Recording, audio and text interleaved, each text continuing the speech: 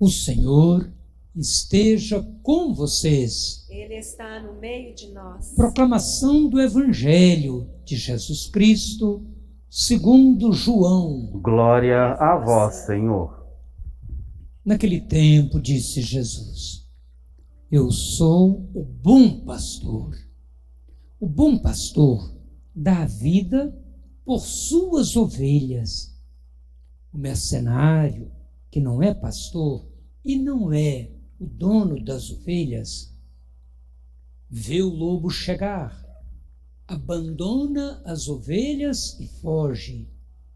E o lobo as ataca e dispersa, pois ele é apenas um mercenário e não se importa com as suas ovelhas. Eu sou o bom pastor. Conheço as minhas ovelhas e elas me conhecem. Assim como o Pai me conhece e eu conheço o Pai. Eu dou a minha vida pelas ovelhas. Tenho ainda outras ovelhas que não são deste redil. Também a elas devo conduzir. Elas escutarão a minha voz e haverá um só rebanho e um só pastor. É por isso que o Pai me ama, porque dou minha vida para depois recebê-la novamente. Ninguém tira a minha vida para depois recebê-la. Eu a dou por mim mesmo e eu tenho o poder de entregá-la e tenho o poder de recebê-la novamente. Esta é a ordem que recebi do meu Pai. Eu sou o bom pastor. Palavra da salvação. Glória a vós, Senhor. Sou bom pastor, de ovelhas guardarei, não tenho outro ofício nem terei.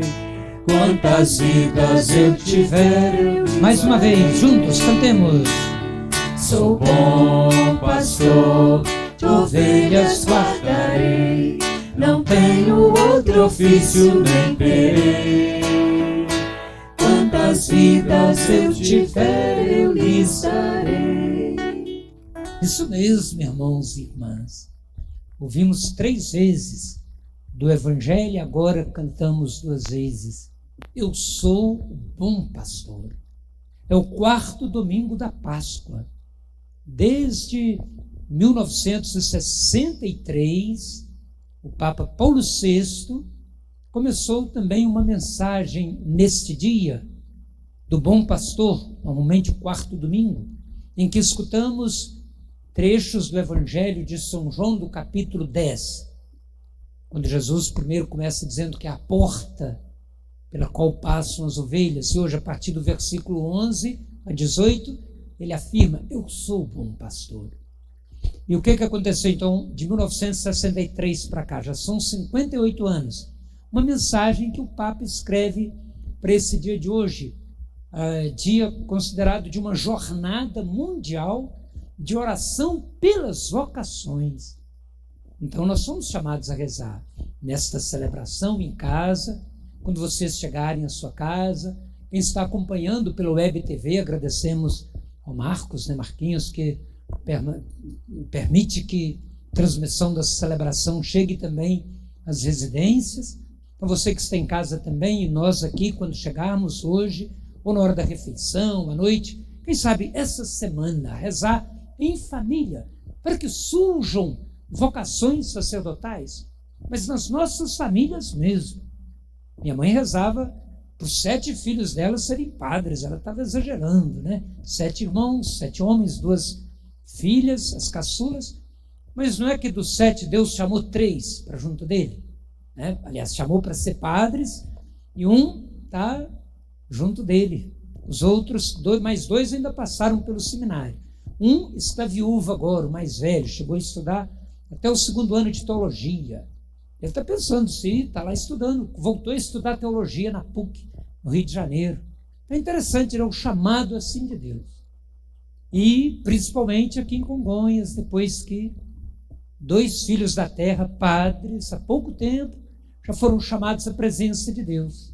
Temos o Derek, que está no 1º ano de filosofia, a última ordenação que houve aqui, não sei se foi do Paulo, da diocese foi o padre Anselmo. Então a gente está precisando de mais padres, ou vocês acham que não? Sim, precisamos, mas para isso precisamos rezar também. E se não conseguirmos mais padres, cristãos leigos e leigas, que são todos vocês, porque os padres normalmente eles saem de famílias que rezam, de pais que participam. Às vezes acontece de maneira diferente, porque o chamado de Deus não é só para dentro das famílias que rezam, também pode acontecer de famílias que têm uma vida totalmente contrária à igreja. De repente um jovem, um filho dessa família, escuta uma pregação, vai numa igreja com outro amigo e fala: opa, quem sabe eu também não posso ser padre. Então está aí o convite, né? E nesta mensagem que o Papa dirige, ele colocou São José e o sonho da vocação, porque este ano estamos comemorando 150 anos da declaração do Papa Pio IX, que declarou São José padroeiro da igreja. E o Papa destaca 3 coisas desta mensagem que ele colocou para o dia de hoje. São José e o sonho da vocação, depois o serviço e a fidelidade. 4 sonhos José tem, ou seja, Deus se revela a ele em sonhos. O primeiro sonho, né, que ele tem é acolher Maria como esposa. Depois tem que fugir às pressas com o menino Jesus, porque Herodes queria matá-lo. Depois outro sonho, voltar para Belém, depois para Nazaré. Então ele está pronto, né? Agora o sonho nosso aí não é um sonho de noite, que às vezes, a maioria das vezes esquecemos. Sonho como aspiração. Quais são os nossos sonhos? O que é que sonhamos? Sonhamos em ter muito dinheiro, sonhamos em ter muito poder, muita coisa. O Papa fala que o ideal é sonhar para vivermos o pleno amor. Esse amor que o bom pastor tem por nós, como vimos no Evangelho. O bom pastor ama as suas ovelhas. Ele conhece cada um de nós pelo nome, sabe das nossas angústias, fraquezas, das dores que aqueles migrantes náufragos no mar Mediterrâneo sofreram, das vítimas lá de Bagdá nessa noite, no hospital. E a gente pensa: mas por que, meu Deus? Por que Deus permite essas tragédias? O padre Erques estava caminhando, vem a moto e o atropela. Aí a gente começa a querer questionar Deus. Por que logo na minha família Deus foi chamar? Deus tem os seus desígnios de amor. Mas Ele nos ama para além desta vida. Tanto que o amor dele por nós é tão grande, como nós ouvimos da carta de São João, que prova de amor que ele nos dá, de sermos chamados seus filhos e filhas. Por enquanto ainda não se manifestou para nós que estamos vivos a plenitude da sua glória, mas para os que já faleceram já. Essa é a nossa fé, que vamos professar daqui a pouco, a plenitude das alegrias eternas, que a gente pode imaginar como é que é, mas a nossa imaginação ainda está longe. Meu irmão outro dia estava assim, conversando comigo sobre o que ele viu lá no YouTube, dos pastores evangélicos falando de como que eles imaginam o céu. Depois eu falava com ele: mas é bom você também olhar como é que os teólogos refletem sobre o céu, sobre a vida eterna. Pois bem, nós somos destinados à vida eterna. Estamos aqui neste mundo de passagem. Por isso que a gente precisa viver bem, escutar a voz do bom pastor. As ovelhas escutam a sua voz e o seguem. E quem segue o bom pastor vai viver bem a sua missão. Não vai deixar que a corrupção tome conta do seu coração, da sua mente. Vai se organizar com os outros para as pessoas não serem exploradas. Porque Jesus falou aqui também dos mercenários e dos lobos. Mercenário é aquela pessoa que está encarregada de proteger as ovelhas, mas quando vê o lobo chegar, ele foge. Ou seja, não defende as ovelhas. Quem está sendo mercenário hoje? Quem que deveria estar cuidando do povo e não cuida? Se não foge, explora o povo. Quem está sendo lobo nos dias de hoje? Então o bom pastor hoje ele quer contar também conosco, com os padres, para serem bons pastores, mas também para os coordenadores de comunidades, de grupos, os cristãos leigos e leigas da família. Então nós somos chamados a ser esses pastores, como Pedro, na primeira leitura dos Atos dos Apóstolos, diante dos chefes. Ali está escrito, começa assim, Atos dos Apóstolos. Pedro disse aos anciãos e chefes do povo: estamos sendo interrogados porque fizemos o bem, curamos o enfermo, mas não fomos nós, foi em nome de Jesus que vocês mataram, crucificaram, mas que ressuscitou, e fora dele não há salvação. E cantamos no Salmo: ele é a pedra que vós, os construtores, desprezaram. E eles se intitulavam, os chefes do povo, como aquelas pedras que construíam, no sentido assim, figurado de construir uma sociedade justa, fraterna, mas no fundo estavam explorando. Por isso que Pedro vai fazer um anúncio e uma denúncia. O anúncio é: fora de Jesus Cristo não há salvação.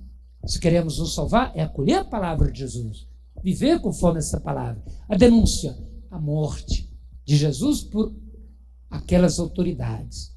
Mas mais do que isso, Jesus vai dizer: ele entrega a sua vida livremente, como ele disse para nós agora no Evangelho. Ele dá a sua vida livremente por nós, para não sofrermos mais, para sermos fortes uns com os outros. Então, lembrando aí os sonhos de São José, e pedir a Deus essa resposta nossa ao chamado de Deus.